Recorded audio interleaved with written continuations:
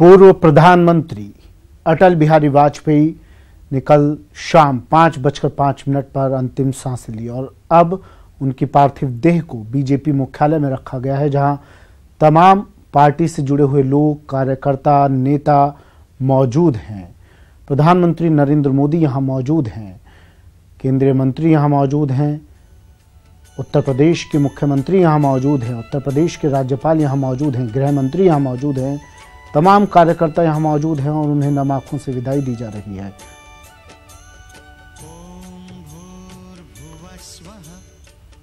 अनूप मेरे सहयोगी हमारे साथ लगातार बने हुए हैं, तमाम जानकारी आप तक पहुंचा रहे हैं, तमाम तस्वीरें आप तक पहुंचा रहे हैं। फोन लाइन पर हमारे साथ जुड़ गए अनूप। तस्वीरें हम दिखा रहे हैं दर्शकों को, किस तरह से लोग अपनी श्रद्धांजलि दे रहे हैं, फूट फूट कर रो रहे हैं। बीजेपी मुख्यालय से ये तस्वीरें हृदय स्पर्शी हैं, लोग वेदना में हैं, व्याकुल हैं। क्या कुछ अब जानकारी सामने आ पाई, कितनी देर में अंतिम सफर पर पूर्व प्रधानमंत्री अटल बिहारी वाजपेयी निकलेंगे? क्या कुछ समय में बदलाव किया गया है या फिर तय समय पर ही ये यात्रा निकलेगी? अनूप, बिल्कुल जिस तरीके से आप तस्वीरों में देख रहे हैं, लोगों का हुजूम उमड़ पड़ा है। हालांकि जो शेड्यूल टाइम था, पहले से जो तय समय किया गया था कि 9:30 और 10 के बीच में अटल बिहारी वाजपेयी के पार्थिव शरीर को लाया जाएगा, उसमें देरी जरूर हुई है। लेकिन जितनी संख्या में लोग बीजेपी दफ्तर में मौजूद हैं, उससे ज्यादा कई संख्या में बीजेपी दफ्तर से बाहर लोगों का हुजूम उमड़ पड़ा। सभी की कोशिश है कि एक दर्शन जो है वो हृदय अटल बिहारी वाजपेयी जी का हो जाए, और यही वजह है कि लोग लगातार यहाँ आ रहे हैं। कुछ लोगों ने दर्शन कर लिए हैं, उनको बाहर ले जाया जा रहा है। कोशिश बीजेपी की होगी कि जो शेड्यूल टाइम है, जो तय सीमा जो तय समय किया गया है, उसी में जो है इनकी अंतिम यात्रा निकाली जाए। क्योंकि बहुत ज्यादा अगर देरी होती है तो कहीं न कहीं इसका असर जो आखिरी प्रक्रिया है उसमें हो सकती है, सिलेक्शन में देरी हो सकती है। तो ये सारी चीजें बीजेपी ध्यान रखेगी, लेकिन लोगों को रोका नहीं जा सकता है। इस तरीके से आप तस्वीरों में भी आप देख रहे होंगे, इस तरह से लोग यहाँ उमड़ रहे हैं। सभी चाहते हैं कि वाजपेयी जी की आखिरी दर्शन कर ली जाए। बिल्कुल अनूप, अंतिम सफर पर कुछ ही देर में निकलेंगे पूर्व प्रधानमंत्री अटल बिहारी वाजपेयी। देश को कई अहम सौगातें दी हैं इन्होंने, बहुत अहम योगदान रहा है देश के विकास में। चाहे एम्स की बात करें, सर्व शिक्षा अभियान की बात करें, या फिर दूरसंचार प्रणाली को मजबूत सशक्त बनाने की बात करें, कौन कौन से ऐसे योगदान अभी अगर हम दर्शकों के साथ बताना चाहें, साझा करना चाहें, कौन कौन से ऐसे योगदान पूर्व प्रधानमंत्री के रहे? अनूप, जहाँ तक उनके कामों की बात करें, काम जिन्होंने उन्होंने प्रधानमंत्री रहते हुए उन्होंने किया है, इंफ्रास्ट्रक्चर को अगर हम छोड़ दें, क्योंकि तमाम योजनाएं और इंफ्रास्ट्रक्चर जो आज देश में है उसमें कहीं ना कहीं अटल बिहारी वाजपेयी की दूसरी भूमिका रही है। लेकिन देखिए, उनको विदेश नीति में बहुत पारंगत माना जाता था, और जिस तरीके से आपने भी देखा होगा कि जब वो प्रधानमंत्री बने तो उन्होंने पाकिस्तान से संबंध सुधारने में बहुत बड़ी भूमिका अदा करने की कोशिश की। हमेशा वो चाहते थे कि पाकिस्तान के साथ उनके संबंध बेहतर हो, और इसी वजह से कहा जाता था, कहते थे वो हमेशा कि पड़ोसी को बदला नहीं जा सकता है। बिल्कुल, और लाहौर बस सेवा भी इसीलिए शुरुआत की गई थी। उनकी पूरी कोशिश उस वक्त में थी पाकिस्तान के साथ संबंध बरकरार रखे जाए। लेकिन जब उनकी नीयत ठीक नहीं दिखी तो आपने देखा होगा कि कारगिल युद्ध में भी उन्होंने किसी तरह की कोताही नहीं बरती। उन्हें जब लगा कि भारत की संप्रभुता और रक्षा में खतरा सामने आ रहा है, तो उन्होंने दुनिया को दिखा दिया कि भारत एक शक्तिशाली देश है और किसी भी तरीके से अपनी संप्रभुता में छेड़छाड़ कतई बर्दाश्त नहीं करेगा। और आप उपलब्धियों की बात कर रहे थे, तो आपको याद होगा कि ये वाजपेयी जी भी थे जिन्होंने पोखरण में परमाणु विस्फोट किया, पूरी दुनिया को दिखाया। उस वक्त आपको याद होगा कि पूरी दुनिया भारत के खिलाफ हो गई थी, पूरी दुनिया ने सैंक्शन लगा दिए थे। वाजपेयी जी इस बात को बखूबी समझते थे, वाजपेयी जी इस बात को जानते थे कि अगर परमाणु परीक्षण उस वक्त में किया गया भारत की तरफ से तो दुनिया विरोध में खड़ी हो जाएगी, दुनिया कई तरह के सैंक्शन लगा सकती है। इसके बावजूद, इन सभी चीजों को देखने के बावजूद प्रधानमंत्री उस वक्त में अटल बिहारी वाजपेयी ने परमाणु परीक्षण किया और दुनिया को बताया कि किसी भी तरीके से भारत को हल्के में देखने की कोशिश न की जाए। और यही वजह है कि आज भारत परमाणु संपन्न देशों में गिनती होती है। तो कई तरह की उपलब्धियां हैं, चाहे चतुर्भुज योजना हो, सामान्य लोगों के लिए सामाजिक सरकार से योजनाओं हो, सभी योजनाओं को वो बखूबी उन्होंने किया है। और सबसे बड़ी बात बता दूं आपको कि जिस तरीके से उन्होंने एनडीए की सरकार बनाई, 24 राजनीतिक पार्टियों को एक साथ एक मंच पे लाकर 5 सालों तक चलाना, ये सबसे बड़ी उपलब्धि के तौर पर देखा जा सकता है। ये अपने आप में बड़ी उपलब्धि है। आज अगर 4 राजनीतिक पार्टियां एक साथ खड़ी होती है तो उसमें भी उठ के बिल्कुल। और उस समय अटल जी का व्यक्तित्व था, अटल जी का विचार था, अटल जी की नीति थी, उसकी वजह से सभी को एकजुट रखे।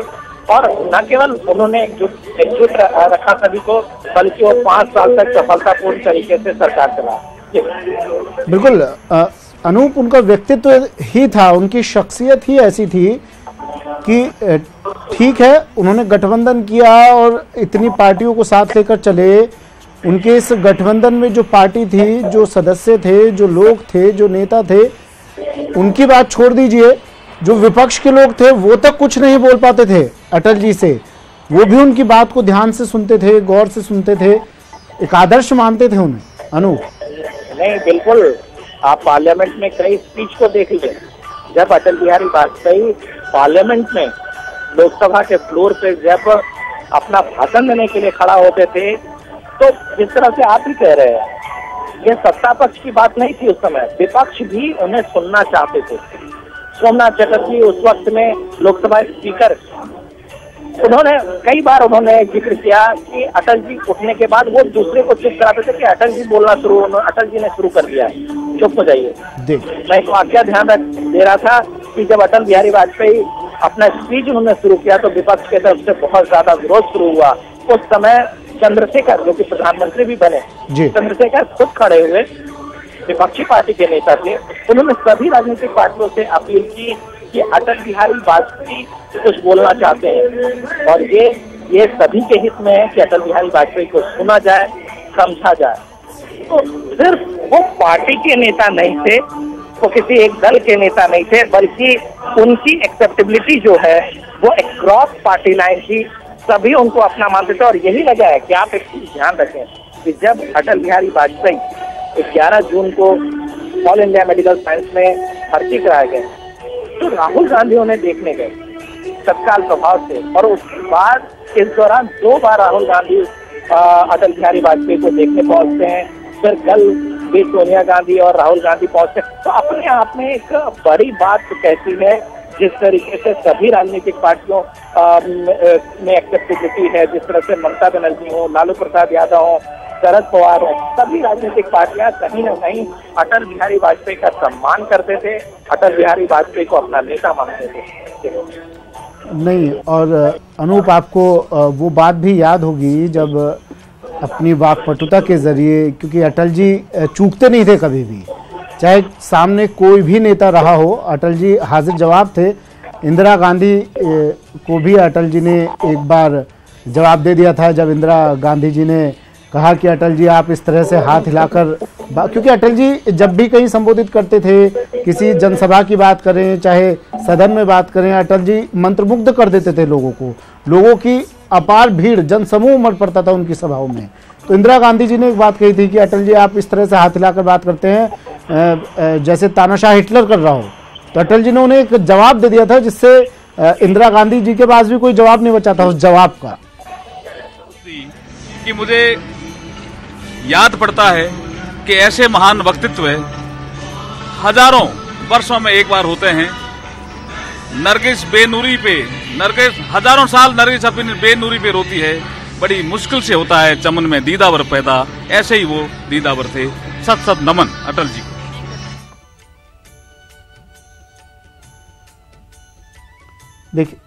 देखिए तो हर नेता ये कह रहा है कि ऐसा व्यक्तित्व हजारों लाखों में से एक होता है।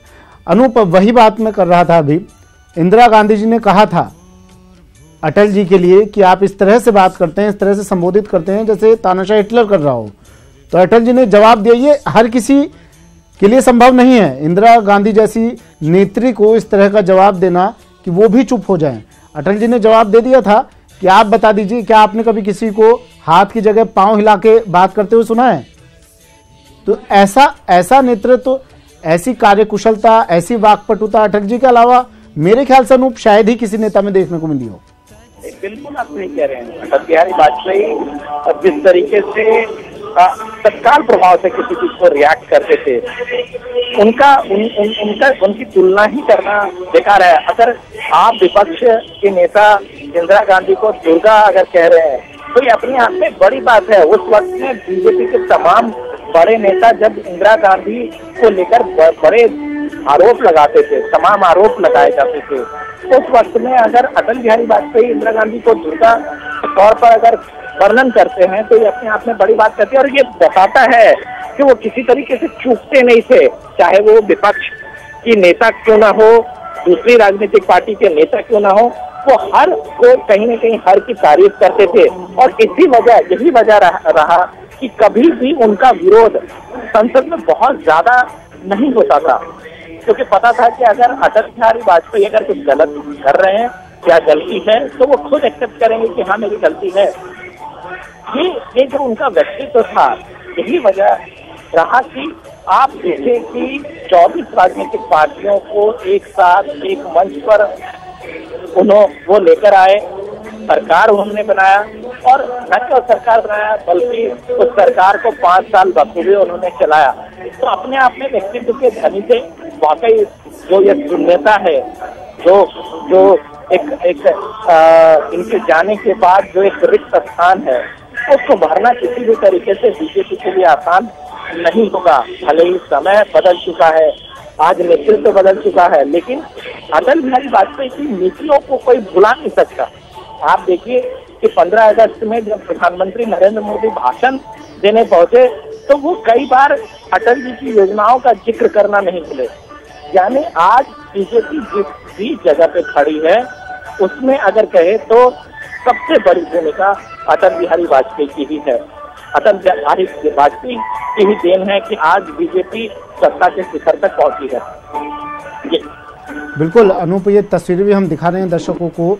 प्रदेश से भी कई नेता यहाँ पहुंचे हैं श्रद्धा सुमन अर्पित करने के लिए। उच्च शिक्षा मंत्री किरण माहेश्वरी, कृष्णेंद्र कौर दीपा, पर्यटन मंत्री, गृह मंत्री गुलाब चंद कटारिया, ओम बिरला, सांसद यहाँ पर पहुंचे हैं, श्रद्धा सुमन अर्पित कर रहे हैं बीजेपी मुख्यालय में अटल जी को। अनूप, अटल जी देखिए, ये मादा हर किसी में नहीं होता है। आज कोई भी राजनेता हो, शायद उसने जनता के बीच में अपनी वो पहुंच, वो पैठ नहीं बनाई कि आज कोई भी अटल जी का नाम लेता है तो जी लगाए बिना बात नहीं करेगा। नहीं, ये तो अटल जी की शख्सियत थी, क्योंकि अटल जी जमीन से उठे हुए नेता थे। आज के वक्त में हवाई नेताओं की कमी आप नहीं देखेंगे। बिल्कुल, अटल जी जमीन से उठे हुए नेता थे। उन्हें अच्छी तरह से मालूम था कि किस तरीके से पार्टी को बनाना है, किस तरीके से पार्टी का विस्तार करना है, किस तरीके से पार्टी को शिखर तक पहुंचाना था। आप सोच लीजिए कि जिस राजनीतिक पार्टी के 2 सांसद हो, उस वक्त भी वाजपेयी जी ये सोचते थे कि एक दिन ये जो पार्टी है वो सत्ता के शिखर तक पहुंच सकती है। और बहुत ज्यादा वक्त नहीं बीता था, लंबा सफर नहीं था। तत्काल प्रभाव में जब मिलीजुली की सरकार बनी थी तो उन्हें विदेश मंत्री बनाया गया था। और सबसे बड़ी बात बता दूं कि जब विदेश मंत्री के तौर पर वो यूनाइटेड नेशन गए तो पहले ऐसे नेता थे जिन्होंने भारत का सम्मान हिंदी में भाषण देकर के उन्होंने पढ़ाया था। सबसे बड़ी बात बताओ, किसी की हिम्मत उस समय नहीं होती थी। कई उससे पहले नेता यूनाइटेड नेशन गए थे, लेकिन अटल बिहारी वाजपेयी की शख्सियत थी कि अपने दम पर वो खड़े हुए और उसके बाद यूनाइटेड नेशन के मंच पर उन्होंने हिंदी में भाषण दिया। न केवल हिंदुस्तानियों का सर ऊंचा किया, बल्कि हिंदी का सर ऊंचा किया। ये अपने आप में शख्सियत है, ये अपने आप में बताता है कि वो किस कदर से नेता हुआ करते थे। और उसके बाद लगातार वो हिंदी में भाषण देते रहे जब भी यूनाइटेड नेशन गए। और विश्व मंच में आप देखिए कि विश्व मंच में किस तरह की साख उन्होंने बढ़ाई थी भारत की, किस तरह का सम्मान उन्होंने दिया। कभी भी पीछे मुड़कर देखने वाले व्यक्ति में से नहीं थे। और लगातार आप कह सकते हैं कि भारत को न केवल आंतरिक स्तर पर बल्कि वैश्विक स्तर पर अगर किसी ने मजबूत करने में महती भूमिका निभाई थी तो अटल बिहारी वाजपेयी। यही वजह है कि आज देखिए जिस तरह की तस्वीरों को आप दिखा रहे हैं, आप देखिए किस तरह से लंबा हुजूम उमड़ पड़ा है। हर तरह के नेता, हर राजनीतिक पार्टी के नेता आज उनके इस जो आखिरी यात्रा है उसमें वो शिरकत कर रहे हैं। उन्हें भी पता है कि अटल बिहारी वाजपेयी जैसा बड़ा और कद्दावर नेता बिल्कुल अभी इस युग में नहीं है। बिल्कुल अनूप, और देखिए तस्वीरें भी हम दिखा रहे हैं। तमाम नेता, तमाम मंत्री, प्रधानमंत्री, बीजेपी के राष्ट्रीय अध्यक्ष, तमाम लोग उन्हें श्रद्धा सुमन अर्पित कर रहे हैं। अटल बिहारी वाजपेयी जैसा व्यक्तित्व, और आज उनकी कुछ ही देर बाद अंतिम सफर शुरू होगा।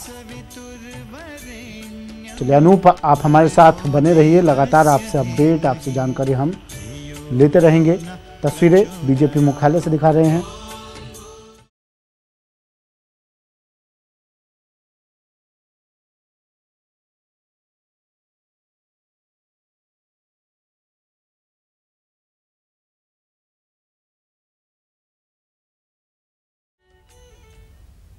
चलिए एक ब्रेक लेते हैं, ब्रेक के बाद जल्द हाजिर होंगे।